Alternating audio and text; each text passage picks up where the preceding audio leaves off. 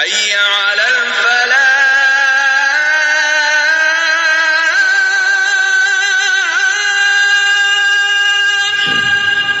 அன்பிற்கினிய சகோதரர்களே, நேற்று உலகம் முழுவதும் உழைப்பாளர்கள் தினம் அனுஷ்டிக்கப்பட்டது. இன்று உலகத்திலே நாம் எத்தனையோ அதிசயங்களை பார்க்கிறோம். கோல் விட்டு கோல் செல்லக்கூடிய மனிதன், கடலிலே மிக பிரம்மாண்டமாக மிதந்து செல்லும் கப்பல், ஆகாயத்திலே பறந்து செல்லும் விமானம், நவீன கண்டுபிடிப்புகள் சந்தைக்கு வந்து மக்கள் சந்தைக்கு புதிதாக வரக்கூடிய பொருள்களை வாங்கி பயன்படுத்தும் அதிசயம், புர்ஜ் கலீஃபா கோபுரம், கன்னியாகுமரி கண்ணாடி பாலம், ராமேஸ்வரத்தினுடைய தூக்கும் பாலம் என்று நாம் வியந்து ரசிக்கக்கூடிய அம்சங்கள் ஏராளம். பட்டியல் நீண்டு கொண்டே போகிறது. இப்படி இன்று உலகத்திலே ஒவ்வொன்றுக்கு பின்னாலும் இவ்வளவு நாம் கண்டு வியந்து ரசிக்கும் ஒவ்வொரு அம்சங்களுக்கு பின்னாலும் ஆயிரக்கணக்கானோருடைய உழைப்பு இருக்கிறது என்று சொன்னால் அதுதான் நிஜம். பல நூறு மனிதர்களுடைய, பல்லாயிரக்கணக்கான மனிதர்களுடைய உழைப்பின் விளைவாகத்தான் இன்றைக்கு உலகத்திலே எண்ணற்ற விஷயங்களை கண்டு நாம் ஆச்சரியப்படுகின்றோம், அதை கண்டு ரசிக்கின்றோம், அதை கண்டு நாம் வியக்கின்றோம். கண்ணியத்திற்குரிய சகோதரர்களே, உழைக்கும் வர்க்கம் இல்லை என்று சொன்னால், உழைக்கும் வர்க்கம் இல்லாமல் போயிருந்தால் மனிதகுலம் கற்காலத்தை போல் காடுகளிலும் குகைகளிலும் மலை பொந்துகளிலும் குன்றுகளிலும் தான் இன்றைக்கு மனிதன் வாழ்ந்து கொண்டிருப்பான். உழைக்கும் வர்க்கத்தினால் தான் இன்றைக்கு நாகரிகமான உலகிலே மனிதன் வாழ்கிறான். எத்தனையோ புதிதாக மனிதன் செய்கின்றான், கண்டுபிடிக்கின்றான், உருவாக்குகின்றான். மனிதகுலம் அனுபவிக்கின்ற அத்துணை வாழ்க்கை வசதிகளுக்கும் பின்னால் பலருடைய உழைப்பு இருக்கிறது என்பதை நாம் பார்க்கிறோம். இந்த பரந்து விரிந்த பூமியை படைத்த இறைவன், இந்த பூமியிலே பயனுள்ள பூமியிலும் சரி வானத்திலும் சரி மனிதனுக்கு பயனுள்ள அநேக வளங்களை இறைவன் வைத்திருக்கிறான். பூமி நிரம்ப இறைவனுடைய அருட்கொடைகளை அல்லாஹ் பறந்து விரித்து வைத்திருக்கிறான். இறைவனுடைய நியாமத்துகள் பூமி நிறைய நிரம்பி இருக்கின்றது. இதிலே ஒரு சில வளங்கள் மனிதனுக்கு இலவசமாக கிடைத்து விடுகிறது. மனிதனுடைய உழைப்பு இல்லாமலேயே இந்த ஒரு சில வளங்கள் மனிதனுக்கு கிடைத்து விடுகின்றன. உதாரணமாக மழையை சொல்லலாம். அநேகமான வளங்கள் மனிதனுடைய உற்பத்தி, உழைப்பு, அவனுடைய உற்பத்தி, அவனுடைய முயற்சி, இதன் ஊடாகத்தான் மனிதன் அடைகின்றான். வளங்கள் கொட்டி கிடக்கு. அதிலே ஒரு உழைப்பை மனிதன் செலுத்த வேண்டியுள்ளது. அதை எடுத்து உற்பத்தி செய்ய வேண்டி இருக்கிறது. அதற்காக மனிதன் பாடுபட வேண்டி இருக்கிறது, சிந்திக்க வேண்டி இருக்கிறது, செயல்பட வேண்டி இருக்கிறது, திட்டமிட வேண்டி இருக்கிறது. இப்படி அல்லாஹ் இந்த பூமியிலே வைத்திருக்கின்ற ஏராளமான நியாமத்துகளை, வளங்களை மனிதன் அனுபவிக்கின்றான். சிலவற்றை உழைக்காமலேயே இலவசமாகவே அவன் அனுபவிக்கின்றான். மழை, காற்று போன்ற விஷயங்களை சொல்லலாம். அநேக விஷயங்கள் அவனுடைய உழைப்பிற்கு பின்புதான் அவனுடைய அனுபவத்திற்கு அது வருகின்றன என்பதை நாம் பார்க்கிறோம். கண்ணியத்திற்கு சகோதரர்களே, இந்த வகையில் உழைப்பின் அவசியம் மற்றும் அதனுடைய சிறப்பு குறித்து, உழைப்பாளர்களுடைய கடமை, அவர்களுடைய உரிமையை குறித்து இஸ்லாம் மிக விரிவாக பேசுகிறது. இன்னும் சொல்ல வேண்டும் என்று சொன்னால் 1400 ஆண்டு காலமாக உழைப்பு, உழைப்பாளர்களுடைய உரிமை, உழைப்பாளர்களுடைய நலன் குறித்து 1400 ஆண்டுகளாக இஸ்லாம் அறைகூவல் விடுத்து கொண்டே இருக்கிறது. இஸ்லாம் உழைப்பாளர்களை வழிநடத்துகிறது. இஸ்லாம் உழைப்பின் மூலமாக பயனடையக்கூடிய பயனாளர்களுக்கு வழிகாட்டுகிறது என்பதை நாம் பார்க்கிறோம். நம்மில் பலர் உழைப்பாளிகளாக இருக்கிறோம். சிலர் உழைப்பாளிகளை வைத்து வேலை வாங்கி செய்யக்கூடிய முதலாளிகளாக இருக்கிறோம். உழைப்பாளிகளாக சில பேர், உழைப்பாளர்களை வைத்து வேலை வாங்கக்கூடிய முதலாளிகளாக சில பேர் நம்மில் இருக்கின்றோம்.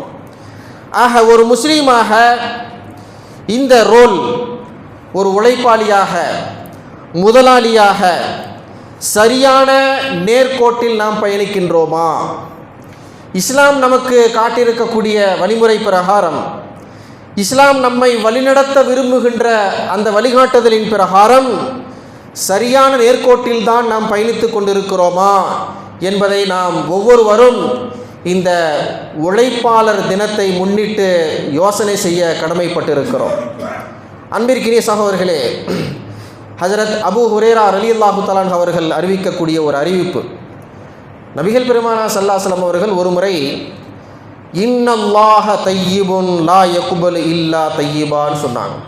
அல்லாஹ் தூய்மையானவன், அல்லாஹ் தூய்மையானவன், பரிசுத்தமானவன். அவன் பரிசுத்தமானதை தவிர வேறு எதையும் ஒப்புக்கொள்வதில்லை, கபூல் செய்வதில்லை.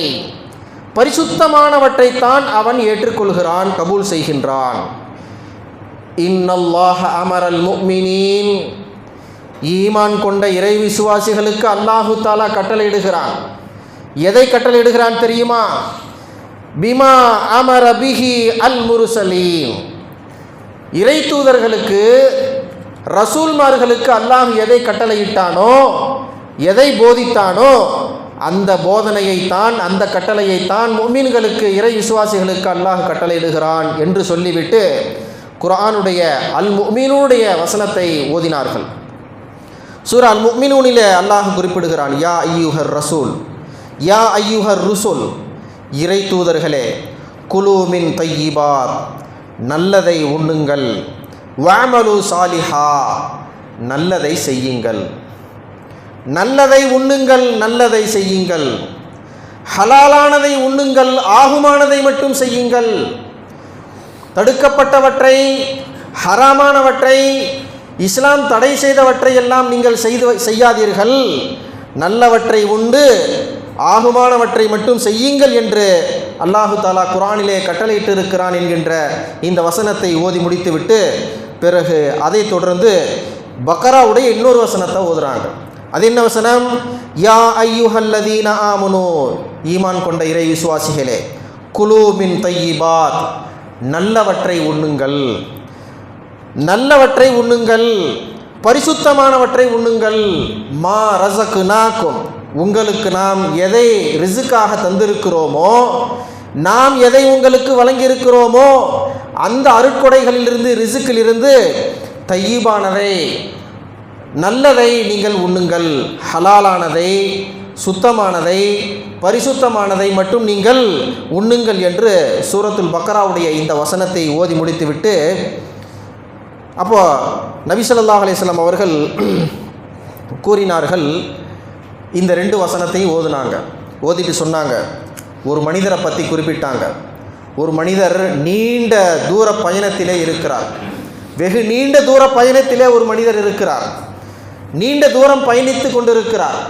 அந்த மனிதர் ஒரு இடத்திலே இருந்து அல்லாஹ்விடத்திலே துஆ செய்கிறார். யா அல்லாஹ், யா அல்லாஹ் என்று அல்லாஹ்விடத்திலே துஆ செய்கிறார். அவரோ ஒரு பயணியாக இருக்கிறார்.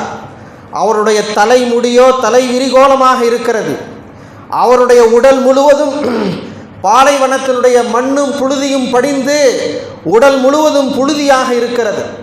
அவரை பார்த்தாவே தெரியுது, ஏதோ நீண்ட தூரம் பயணம் செய்து செல்லக்கூடிய ஒரு பயணியை போல் தெரிகிறது. ஓரிடத்திலே அமர்ந்து அல்லாஹ்விடத்திலே யா அல்லாஹ் என்று தன்னுடைய தேவையை முறையிட்டு அல்லாஹ்விடத்திலே கேட்கின்றார், துஆ செய்கின்றார்.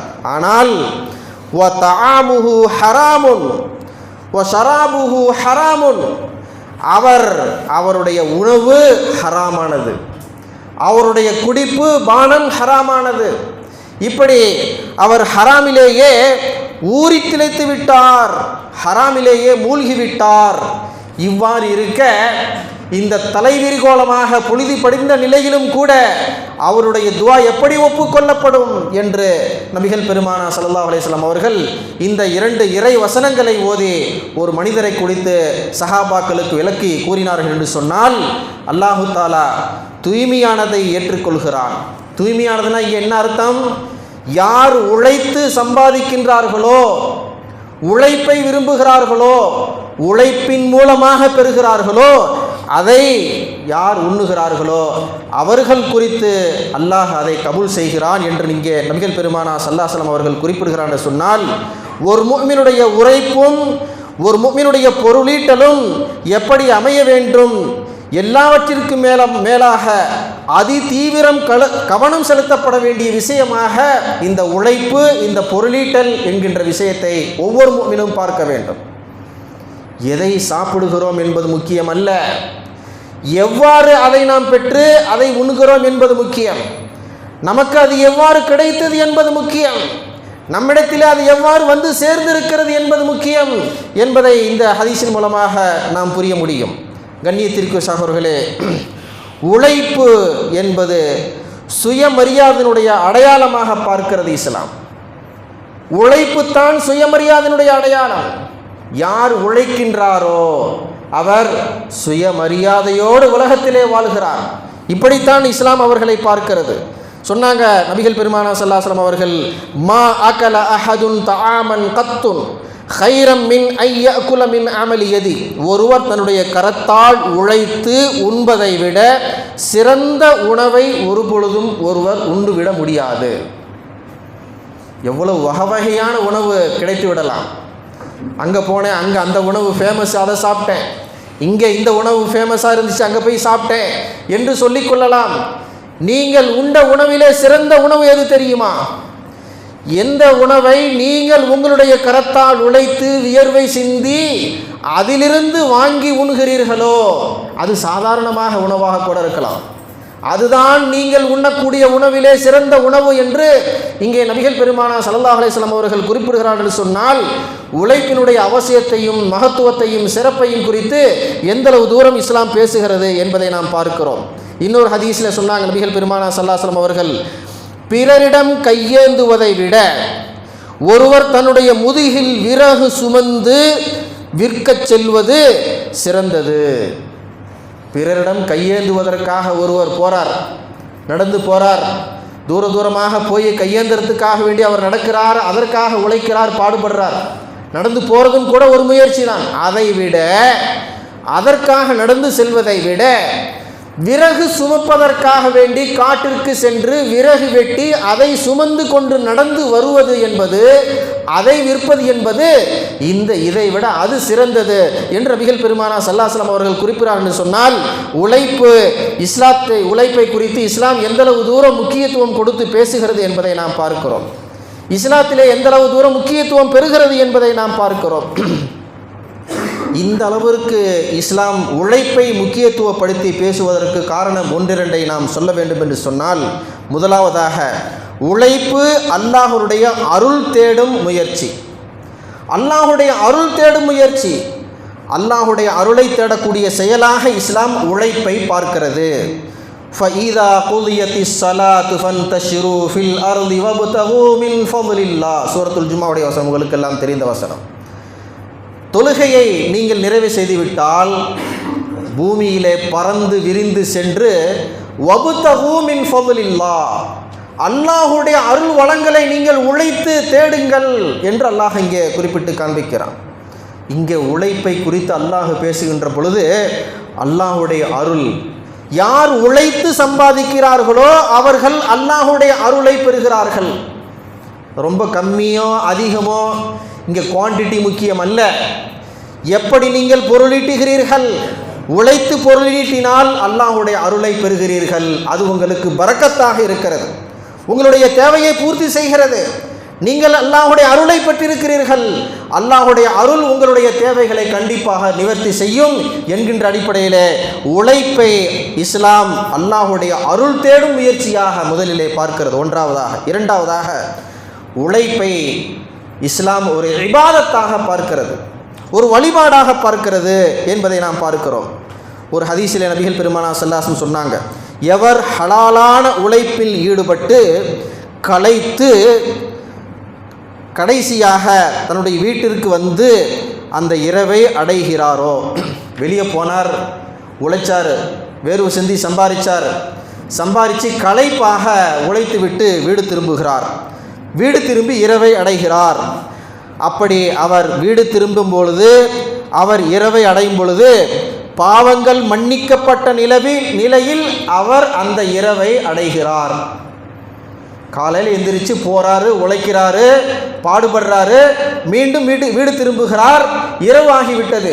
அப்போது அந்த நாள் முழுவதும் ஹலாலான முறையிலே அவர் உழைக்க சென்றதின் காரணமாக, ஹலாலான முறையில் அவர் பொருளீட்ட சென்றதின் காரணமாக பாவங்கள் அனைத்தும் மன்னிக்கப்பட்ட நிலையில் திரும்பி வருகிறார். வெறுமனே கூலியை மட்டும் பெற்று திரும்பவில்லை, அல்லாஹ்வுடைய மன்னிப்பையும் பெற்று திரும்புகிறார். தொழுகை அல்லாஹ்வுடைய மன்னிப்பை பெற்று தருகிறது, நோன்பு அல்லாஹ்வுடைய மன்னிப்பை பெற்று தருகிறது, துஆ அல்லாஹ்வுடைய மன்னிப்பை பெற்று தருகிறது. ஹலாலான உழைப்பும் அவருக்கு அல்லாஹ்வுடைய மன்னிப்பை அவருக்கு பெற்று தருகிறது. அப்போ ஒரு உழைப்பை இஸ்லாம் ஒரு இபாதத்தாக, ஒரு வழிபாடாக பார்க்கிறது. காலையில் எந்திரிச்சு போனாருங்க, ஒரு வணக்கத்தை நிறைவு செய்துவிட்டு வீடு திரும்பினார். எந்த நிலையிலே? பாவங்கள் அனைத்தும் மன்னிக்கப்பட்ட நிலையிலே வீடு திரும்பினார் என்று இங்கே நபிகள் பெருமானார் ஸல்லல்லாஹு அலைஹி வஸல்லம் அவர்கள் குறிப்பிடுகிறார் என்று சொன்னால், உழைப்பை குறித்து இஸ்லாம் அது ஒரு வழிபாடாகத்தான் பார்க்கிறது. அவர் தன்னுடைய வயிற்று பொழப்புக்காக வேண்டி போனார், தன்னுடைய வயிற்றுக்காக வேண்டி, தன்னுடைய குடும்பத்திற்காக வேண்டி போனார், வேலை செஞ்சார், உழைச்சார், வேர்வை சிந்தினார், வீட்டிற்கு திரும்புகிறார் என்றாலும் கூட அதை ஒரு வழிபாடாக, இபாதத்தாக இஸ்லாம் பார்க்கிறது. இரண்டாவது. மூன்றாவது, உழைப்பு அல்லாஹ்வுடைய நேசத்தை பெற்று தருகிறது, அல்லாஹ்வுடைய நேசத்தை பெற்று தருகிறது. அதாவது அல்லாஹ்வுடைய நேசத்தினுடைய அடையாளமாக இஸ்லாம் உழைப்பை பார்க்கிறது. நிச்சயமாக அல்லாஹ் உழைக்கும் விசுவாசிகளை நேசிக்கின்றான். நபிகள் நாயகம் ஸல்லல்லாஹு அலைஹி வஸல்லம் குறிப்பிடுகிறார். யாரை அல்லாஹ் நேசிக்கின்றான்? குர்ஆனில் நீங்கள் பார்த்தீங்கன்னா அல்லாஹ் இவர்களை நேசிக்கிறான், இந்த மனிதர்களை அல்லாஹ் நேசிக்கிறான். அப்போ நபி ஸல்லல்லாஹு அலைஹி வஸல்லம் அவங்க சொல்கிறாங்க, யார் ஹலாலான முறையிலே உழைக்கின்றாரோ அவரை அல்லாஹு தஆலா நேசிக்கின்றான் என்று நபிகள் பெருமானார் ஸல்லல்லாஹு அலைஹி வஸல்லம் அவர் குறிப்பிடுறார்னு சொன்னால், இறை நேசம் உழைப்பின் மூலமாக நமக்கு கிடைக்கிறது, ஹலாலான உழைப்பின் மூலமாக. ஆக உழைப்பு அல்லாஹ்வுடைய நேசத்தை நமக்கு பெற்றுத்தருகிறது என்பதை நாம் பார்க்கிறோம். ஆக கண்ணியத்திற்கு சகோதரர்களே, இதுதான் உழைப்பின் சிறப்பு குறித்து இஸ்லாம் சிலாகித்து பேசியிருப்பது ஒன்று. இரண்டாவதாக, உழைப்பாளிகளுடைய உரிமை குறித்தும் இஸ்லாம் நிறைய பேசுகிறது. அவர்களுக்கும் சில உரிமைகள் உண்டு. மஸ்ரூர் இப்னு சுவைத் ரலியல்லாஹு தஆலா அவர்கள் குறிப்பிடுகிறார்கள், நான் அபூதர் ரலியல்லாஹு தஆலா அவர்களை பார்த்தேன். அவங்களுக்குன்னு சொல்லி ஒரு அடிமை கூட இருந்தார். அவரும் இருந்தார், எஜமான் அவரும் இருந்தார், அபூதர் ரலியல்லாஹு தஆலா கூட ஒரு அடிமை இருந்தார். ஆனால் அவருடைய அடிமை தான் எனக்கு தெரியும். அவருடைய உடலிலே நான் பார்த்தேன் நல்ல ஆடை உடுத்திருந்தார். அவருடைய அடிமையும் இதே போன்று நல்ல காஸ்ட்லியான ஆடையை உடுத்திருந்தார். எனக்கு தெரியும் அவர் அடிமைன்னு. வேறு யாராவது பார்த்தாங்கன்னா இவர் எஜமான் இவர் அடிமைன்னு கண்டுபிடிக்க முடியாது. ஏன்னா ரெண்டு பேர்த்துக்கு இடையில் உடையில் வித்தியாசம் இல்லை, ஒரே மாதிரியாக உடை அணிந்திருந்தாங்க. சொல்கிறாங்க மஸ்ரூர் இப்னு சுவைத் ரலியல்லாஹு தஆலா, இது எனக்கு ஆச்சரியமாக இருந்தது. அபூதர் ரலியல்லாஹு தஆலா அவங்கள்ட்ட என்னுடைய ஆச்சரியத்தை சொல்லி நான் கேட்டேன், இந்த மாதிரி என்ன அப்படின்னு சொல்லி கேட்டேன். அப்போ நபிகள் நாயகம் ஸல்லல்லாஹு அலைஹி வஸல்லம் அவர்கள் எனக்கு சொன்னார். அபூதர் ரலியல்லாஹு தஆலா சொல்கிறாங்க, நபிகள் நாயகம் ஸல்லல்லாஹு அலைஹி வஸல்லம் அவர்கள் இடத்திலே சொன்னார்கள், நீங்கள் அதாவது அல்லாஹ் உங்களிடத்திலே அடிமையை கைவசப்படுத்தி தந்து உங்களுடைய அதிகாரத்தின் கீழ் அவர்களை உங்களுக்கு அல்லாஹ் தந்திருக்கிறார். அதாவது நீங்கள் அடிமையாக ஒரு மனிதனை வைத்திருக்கிறீர்கள், அல்லாஹு தஆலா உங்கள்கிட்ட பொறுப்பு கொடுத்து உங்களுக்கு அதிகாரத்தை கொடுத்து உங்களுடைய அதிகாரத்தின் கீழ் அல்லாஹ் உங்களுக்கு தந்து வைத்திருக்கிறான். அது விஷயத்திலே நீங்கள் சற்று கவனமாக இருங்கள். எனவே எந்த ஒரு அடிமைக்கும் அந்த அடிமையினுடைய எஜமான் தான் உண்பதிலிருந்து உண்ண கொடுக்கட்டும், தான் உடுத்துவதிலிருந்து உடுத்த கொடுக்கட்டும். அளவுக்கு மீறிய பணிகளை அடிமைகளின் மீது சுமத்த வேண்டாம். அளவுக்கு மீறிய பணி, ஒரு மனிதனுக்கு என்று ஒரு அளவு, அந்த அளவுக்கு மீறிய பணிகளை அந்த அடிமைகளின் மீது சுமத்த வேண்டாம். அப்படி சுமத்தினால் மறுமையில் கண்டிப்பாக அவர் இறைவனுடைய விசாரணைக்கு முன்பாக கண்டிப்பாக நிற்க நேரிடும் என்று ஒரு முறை நபிகள் நாயகம் ஸல்லல்லாஹு அலைஹி வஸல்லம் அவர்கள் கூற, எப்பொழுது நான் கேட்டேனோ அப்பொழுதிலிருந்து நான் என்ன ஆடையை வாங்கி உடுத்துகிறேனோ அதே ஆடையை என்னுடைய அடிமைக்கும் நான் வாங்கி தந்து விடுவேன். அதை தான் நீங்கள் இப்போ பார்க்குறீங்க என்று நபிகள் பெருமானார் ஸல்லல்லாஹு அலைஹி வஸல்லம் அவர்கள் சஹாபாக்களுக்கு சொல்லி இந்த அளவிற்கு அவர்களை பக்குவப்படுத்தி வைத்திருந்தார்கள். அப்போ இங்கே உழைப்பாளர்களுடைய உரிமையை இங்கே இஸ்லாம் எந்த அளவுக்கு பேசுகிறது என்பதை நாம் பார்க்கிறோம். ஒரு ஹதீஸில் நபி ஸல்லல்லாஹு அலைஹி வஸல்லம் சொல்கிறாங்க, மறுமையிலே 3 நபர்களுக்கு எதிராக நான் ஆதரவாக இல்லை, எதிராக. யார் அவர்கள்?